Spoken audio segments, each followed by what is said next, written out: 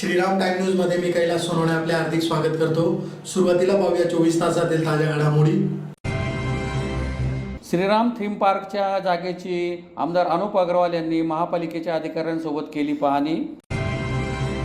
भोला बाजार परिसरातील एका हातमजुराचे बंद घर फोडून धाडशी चोरी। श्रद्धा मल्टी स्पेशालिटी हॉस्पिटलसह इतर खासगी हॉस्पिटलमधील औषधी दुकानात रुग्णांची आर्थिक लूट होत असल्याचा करण्यात आला आरोप। आणि भारतरत्न डॉक्टर बाबासाहेब आंबेडकर यांच्या पुतळ्याची रंगरंगोटी तसेच दुरुस्ती न केल्यामुळे ह्युमन क्लब समोर सुरू करण्यात आले चक्री उपोषण। आता बातमीपत्र विस्ताराने। धुळे शहरातील सुरत बायपास रोडवरील हिरे वैद्यकीय महाविद्यालयामागे असलेल्या शासकीय जागेवरील 50 एकर जागेत श्रीराम थीम पार्कची निर्मिती करण्यात येणार आहे। सदर जागेची आमदार अनुप अग्रवाल यांनी महापालिका अधिकाऱ्यांसोबत पाहणी करून मोजणी करून घेतली। धुळे शहरातील सुरत बायपास रस्त्यावरील हिरे वैद्यकीय महाविद्यालयाच्या मागे असलेल्या सर्वे नंबर 510 ड मधील 50 एकर सरकारी जागेवर थीम पार्कची उभारणी करण्यात येणार आहे। सदर जागेची आमदार अनुप अग्रवाल यांनी महापालिकेच्या अधिकाऱ्यांसोबत पाहणी करून मोजणी केली। आमदार अनुप अग्रवाल यांनी आपल्या जाहीरनाम्यात भव्य श्रीराम थीम पार्क उभारण्याचे आश्वासन धुळेकर जनतेला दिले होते। त्यानुसार त्यांनी श्रीराम थीम पार्क उभारण्यासाठी जोरदार प्रयत्न चालवले आहेत। औद्योगिक वसाहतीच्या बाजूला असलेल्या चक्करवाडी येथे श्रीराम थीम पार्क उभारण्यात येणार आहे। त्यानुसार सोमवारी आमदार अनुप अग्रवाल यांनी अधिकारी व पदाधिकाऱ्यांसोबत सदर जागेची प्रत्यक्ष पाहणी केली। सदर थीम पार्कच्या जागेत एक डॅम देखील आहे। या डॅम मध्ये बोटिंग सुरू केली जाईल। तसेच देखावा, मंदिर, गार्डन, लहानशे झू देखील केले जाणार आहे। त्यासाठी महापालिकेच्या माध्यमातून तेथे नाममात्र तिकीट दर ठेवण्यात येईल। या पैशातूनच तेथील मेंटेनन्स करण्यात येणार आहे। भविष्यात जवळच औद्योगिक वसाहत येत आहे। लिंक रोडचे काम सुरू आहे। रेल्वेचेही काम सुरू आहे। धुळ्याला भरपूर स्कोप आहे। त्यानुसार थीम पार्क हे शहर विकासाच्या दृष्टीने महत्त्वाचे ठरणार असून यातून सुमारे 500 ते 800 लोकांना रोजगार मिळणार असल्याचे आमदार अनुप अग्रवाल यांनी सांगितले। यावेळी पाहणी करताना आमदार अनुप अग्रवाल यांच्या समवेत ज्येष्ठ नेते हिरामन गवळी, चंद्रकांत सोनार, डॉक्टर सुशील महाजन, यशवंत येवलेकर, जीवन शेंडगे, नागसेन बोरसे, विक्की परदेशी, प्रवीण अग्रवाल, सुहास अंपळकर, किरण चौधरी, योगेश थोरात, राकेश कुलेवार, छोटू थोरात, पंकज दात्रक, कल्याणी अंपळकर, जयश्री आईराव, किरण कुलेवार, वैभवी दुसाने, महेंद्र परदेशी, मनपाचे अभियंता चंद्रकांत उगले, सहाय्यक संचालक प्रकाश सोनवणे, कमलेश सोनवणे, सहाय्यक अभियंता मनीष पाटील, आरेखक मयूर भट, कनिष्ठ अभियंता सागर कोळी, शशी मराठे आदी उपस्थित होते। 510 ड हा सर्वे नंबर आहे। याच्यातली 19 हेक्टर म्हणजे जवळपास 50 एकर जागा ही सरकारी पडीत जागा आहे। त्या जागेत आपण करतोय, परंतु काही लोकांचं म्हणणं आहे की ही जागा आमची, तर तो वाद आहे तो आम्ही मिटवू। कसा मिटवता येईल ते बघू। परंतु आज या जागेची तुम्ही परिस्थिती बघितली असेल तर सर्व मुरुम, खडी सर्व काढून घेऊन गेलेले आहे। जर ही जागा त्यांची आहे तर ही जागेमध्ये त्यांनी खडी, मुरुम, दगड चोरीचा प्रकार केला आहे का? दुसरं, सफारी गार्डनच्या नावाने या ठिकाणी उत्खनन त्या काळात चालू होतं। तर आत्ता मला सांगा, हे उत्खनन केलेलं सर्व मटेरियल गेलं कुठं? कोणत्या बोकात गेलं? हेही तपास करण्याचं या ठिकाणी गरज आहे का एवढं मटेरियल या ठिकाणाहून गेलं कुठं? तर महसूल अधिकाऱ्यांना माझी विनंती आहे आणि मी कलेक्टर साहेबांना पत्रही देणार आहे। बावनकुळे साहेब त्या दिवशी स्वतः या जागेवर येणार होते, परंतु त्यांना उशीर झाला होता धुळ्यात यायलाच, म्हणून ते येऊ शकले नाही। परंतु पुढच्या महिन्यात ते या ठिकाणी धुळ्यात येणार आहे।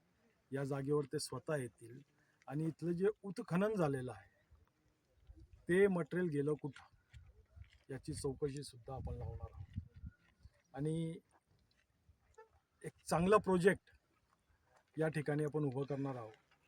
जर ही कोणाची जागा असेल तर आपण नक्कीच तुमच्या माध्यमातून आश्वासन देतो का त्या जागेला आपण हात सुद्धा लावणार नाही। परंतु जर ही सरकारची जागा असेल तर या ठिकाणी तो प्रोजेक्ट येईल। जर ही कोणाची खाजगी जागा असेल तर आपल्याला कोणाची जागा लाटायची नाही आहे, त्या जागेला आपण हात लावणार नाही। जोही मुद्दा असेल, कोर्टात असेल किंवा कलेक्टर साहेबांच्या दरबारी असेल, त्याचा निकाल लावूनच आपण या जागेला हात लावू किंवा दुसरी जागेवर आपण थीम पार्क करणार। परंतु थीम पार्क करणार म्हणजे करणार। आता काय मोजणी सुरू आहे? मोजणी पर्यंतचा आपलं सर्व बजेट आहे या ठिकाणी थीम पार्क करायचं, आणि तशी पत्र सुद्धा शासनापर्यंत पोहोचलेले आहे। फक्त जागेची वाट बघत होतो आपण। एकदा जर जागा झाली तर त्या प्रकरणाला टप्प्याटप्प्याने आपण पुढे नेऊ।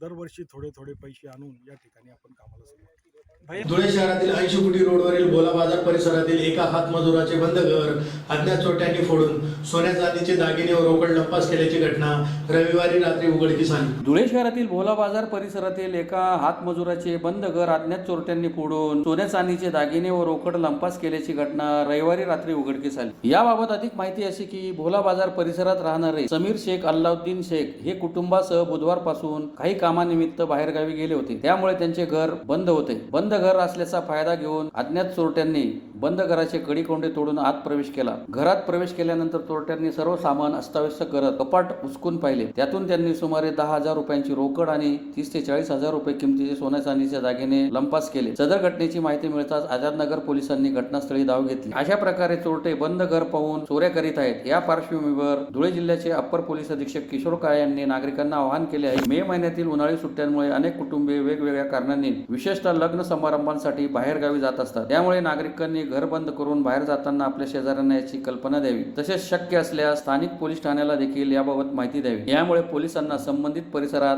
पेट्रोलिंग वाढवता येईल व अशा प्रकारच्या चोरीच्या घटनांवर नियंत्रण ठेवता येईल। मैं बाहर गाँव गया था बुध के दिन, उसके 3 दिन बाद घर फोड़ी हुई और मेरे को गली वाले मोहल्ले वालों ने फ़ोन किया कि तेरे घर पे चोरी हो गई है। तो उसके दूसरे दिन हुई रात में 10 बजे रात को मैं आया आते से मैंने कंप्लेन किया। कंप्लेन करने बाद पुलिस कर्मचारी वो आए और उनकी कार्रवाई चालू कर दी और रात में भी पुलिस गाड़ी आई थी और अभी भी साहिब आके गए। और मेरा जो सोना चांदी था 10,000 रुपये कैश था और 30,000 रुपये का 40,000 रुपये का चांदी था और सोना था। धुळे शहरातील श्रद्धा मल्टी स्पेशालिटी हॉस्पिटलसह इतर खासगी हॉस्पिटलमधील औषधी दुकानात रुग्णांची आर्थिक लूट होत आहे। निष्काळजीपणामुळे मृत रुग्णांची संख्या वाढत असून चुकीच्या शस्त्रक्रियेमुळे रुग्ण आत्महत्या करीत असल्याचा आरोप सुभाष सुरेश यांनी पत्रकार परिषद घेऊन केला आहे। धुळे शहरातील श्रद्धा सुपर मल्टी स्पेशालिटी व इतर खासगी रुग्णालयातील औषधांची दुकानेही रुग्णांची आर्थिक लुटमार करीत असून निष्काळजीपणामुळे मृत रुग्णांची संख्या वाढत आहे। चुकीच्या शस्त्रक्रियेमुळे रुग्ण आत्महत्या करीत असल्याचा आरोप सुभाष सूर्यवंशी यांनी पत्रकार परिषद घेऊन केला आहे। सुभाष सूर्यवंशी यांनी श्रद्धा सुपर मल्टी स्पेशालिटी हॉस्पिटल व धुळे शहरातील इतर खासगी हॉस्पिटलमधील मेडिकल या ठिकाणी रुग्णांची आर्थिक लुटमार तसेच निष्काळजीपणामुळे मृत रुग्णांची संख्या वाढ, चुकीच्या ऑपरेशनमुळे रुग्णांची आत्महत्या, महात्मा ज्योतिबा फुले जन आरोग्य योजनेतील भ्रष्टाचार व शासकीय सर्वोपचार रुग्णालय चौकशी समिती अनियमित अहवाल देत असल्याबाबत विस्तृत माहिती दिली। पत्रकार परिषदेत सुभाष सूर्यवंशी, गोपाल चौधरी, सागर देवरे, रोहिणी खैरनार, सुनीता राणा आदी उपस्थित होते। दीदीला कमीत कमी 10 लाखाची तिच्या याच्यावर एखादा आर्थिक सहाय्य मिळवून द्यावी। दीदीसोबत अजून दुसऱ्या पण 2 दीदी आहेत, त्या रस्त्यामध्ये येत आहेत आणि त्यांचं सुद्धा वडिलांनी सुसाईड केलेली आहे, त्यांची परिस्थिती गंभीर आहे। तर माझी विनंती होती की बाबा आपण शेवटी न्यायाचा चौथा आधारस्तंभ आहे आणि नक्कीच तुम्ही याच्या संदर्भात तुम्ही दीदीसाठी काहीतरी करणार आहे ही पुरेपूर मला अपेक्षा आहे। बाकीचे धुळे जिल्हा परिषद आवारातील भारतरत्न डॉक्टर बाबासाहेब आंबेडकर यांच्या पुतळ्याची रंगरंगोटी तसेच दुरुस्ती निवेदन देऊनही 14 एप्रिलपर्यंत न केल्यामुळे सुरेश लोंढे यांनी जेल रोडवरील क्युमाइन क्लब समोर चक्री उपोषण सुरू केले आहे। धुळे जिल्हा परिषदेच्या आवारातील डॉक्टर बाबासाहेब आंबेडकर यांच्या पुतळ्याचे रंगरंगोटी व दुरुस्तीचे काम 14 एप्रिल पूर्वी निवेदन देऊनही न झाल्याने सुरेश लोंढे यांनी शहरातील जेल रोडवरील क्युमाइन क्लब समोर बेमुदत चक्री उपोषण सुरू केले आहे। भारतीय राज्यघटनेचे शिल्पकार डॉक्टर बाबासाहेब आंबेडकर यांच्या धुळे जिल्हा परिषद कार्यालयातील पुतळ्याला रंगरंगोटी आणि दुरुस्ती करावी यासाठी गेल्या 3 ते 4 वर्षापासून लोंढे हे दरवर्षी डॉक्टर आंबेडकर जयंतीनिमित्त पत्रव्यवहार करीत असतात, परंतु पत्रव्यवहार करूनही जिल्हा परिषदेचे अधिकारी याकडे दुर्लक्ष करीत आहेत। गेल्या 4 ते 5 वर्षापूर्वी पुतळ्याला आणि परिसराचे सुशोभीकरण करण्यात आले आहे, परंतु ते निकृष्ट दर्जाचे झाले आहे। ते काम करताना मटेरियल बरोबर वापरले गेले नाही, याचा परिणाम पुतळ्याच्या सभोवताल्यावर आणि खाली लावलेल्या फरशीवर झाला आहे। या उपर डॉक्टर बाबासाहेबांच्या पुतळ्याला गेल्या 4 वर्षापासून कलर मारला नाही, यासाठी लोंढे यांनी निवेदन दिले होते, परंतु 14 एप्रिल पर्यंत दोन्ही काम न झाल्यामुळे त्यांनी जेल रोडवरील क्युमाइन क्लब समोर बेमुदत चक्री उपोषण सुरू केले आहे। यावेळी सुरेश लोंढे, रत्नशील सोनवणे, माधवराव सैंदाने, बटू वाघ, महेंद्र महाले, राम जाधव, संजय ऐरे, दिलीप साळवे, भीमराव ऐरे, दादाजी मोहिते, चंद्रभान झालटे आदी उपस्थित होते।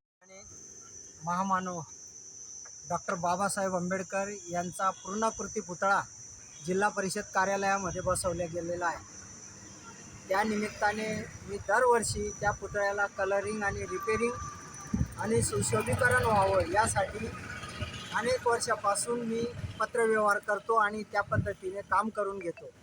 परंतु गेल्या 3-4 वर्षापासून पुतळ्याचं सुशोभीकरण झाल्यानंतर ज्या पुतळ्याला कलर मारला गेला पाहिजे होता बाबासाहेबांना, तो कलर मारण्यात येत नाही. गेल्या 3-4 वर्षापासून लगातार दर 14 एप्रिलला मी पेपर बातमीही देतो आणि त्यांना पत्रही देतो सी ओ साहेबांना. परंतु डेप्युटी सी ओ आपले इंजिनियर आहेत, ते म्हणतात की पुतळ्याला कलर देण्यासाठी आमच्याकडे पैसे नाहीत आणि जरी कलरच दिला तर कलर कोपड्या धरतो उन्हाचं आणि म्हणून कलर मारता येणार नाही. चांगला आहे, अजून जरी 7-8 वर्ष कलर मारला नाही पुतळ्याला तरी चांगला राहील बुवा, मग तुम्ही कशाला घाई करतात. म्हणून त्यांच्या या बोलण्याच्या विरुद्ध आणि त्यांनी घेतलेल्या पावित्र्याच्या विरुद्ध मी जिल्हा परिषदच्या CO असेल किंवा जे वरिष्ठ कोणी ते अधिकारी असतील त्या डॉक्टर बाबासाहेब आंबेडकरांच्या यांच्यावर निगराणी कर त्यांच्या विरुद्ध इथं मी आज पहिला दिवस आहे बेमुदत चक्री उपोषणाला बसलो आहे इथं आणि त्यांचा निषेध करतो. जोपर्यंत डॉक्टर बाबासाहेब आंबेडकरांचं सुशोभीकरण आणि चांगल्या पद्धतीने होत नाही तोपर्यंत हे उपोषण चालू राहील. याची दखल प्रशासनाने आणि CO साहेबांनी घ्यावी अशी मी विनंती करतो आणि माझे 2 शब्द संपवतो. जय भीम, जय बुद्ध, जय भारत. पुन्हा एक नजर ठळक घडामोडींवर. श्रीराम थीम पार्कच्या जागेची आमदार अनुप अग्रवाल यांनी महापालिकेच्या अधिकाऱ्यांसोबत केली पाहणी. भोला बाजार परिसरातील एका हातमजुराचे बंद घर फोडून धाडशी चोरी. श्रद्धा मल्टी स्पेशालिटी हॉस्पिटलसह इतर खासगी हॉस्पिटलमधील औषधी दुकानात रुग्णांची आर्थिक लूट होत असल्याचा करण्यात आला आरोप. आणि भारतरत्न डॉक्टर बाबासाहेब आंबेडकर यांच्या पुतळ्याची रंगरंगोटी तसेच दुरुस्ती न केल्यामुळे ह्युमॅन क्लब समोर सुरू करण्यात आले चक्री उपोषण. याचबरोबर श्रीराम टाइम न्यूजचे बातमीपत्र संपले. दिवसभरातील ताज्या घडामोडींसाठी पाहत राहा श्रीराम टाइम न्यूज. भेटूया पुढील प्रसारणात. तोपर्यंत नमस्कार.